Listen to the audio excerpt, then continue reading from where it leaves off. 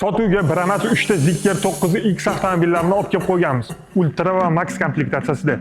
Oq avtomobilimiz Ultra komplektatsiyasida bo'ladi, 22-diametrli lagan diskalada. Bu avtomobilimiz ham Ultra komplektatsiyada bo'ladi, 22-diametrli lagan diskalada 55 kW akkumulyator bilan jihozlangan. Shu bilan birgalikda bu tarafdagi avtomobilimiz Max komplektatsiyada bo'ladi, ko'rishingiz mumkin. Ushbu avtomobilimizning Max komplektatsiyadan farqini qisqacha tushuntirib o'tib ketaman. Avtomobilda birinchi ko'zga tashlanadigan narsa diskamiz, lagan diskaligi. Shu bilan birgalikda oporniy diskamiz Max'ga qaraganda kattaroq qilib ishlangan bo'ladi. Ultra komplektatsiyasida 4 ta eshik elektronli ochiladi va yopiladi va e'tiborga tushadigan tarafdan salondan monitorimiz ikkita joylashgan.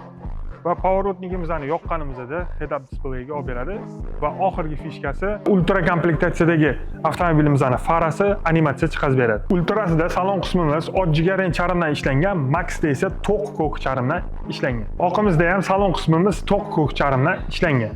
Ko'rsatganlarimdan sizga qaysi biri yoqdi, oq yoki qorasi, qaysi birini olgan bo'lardingiz?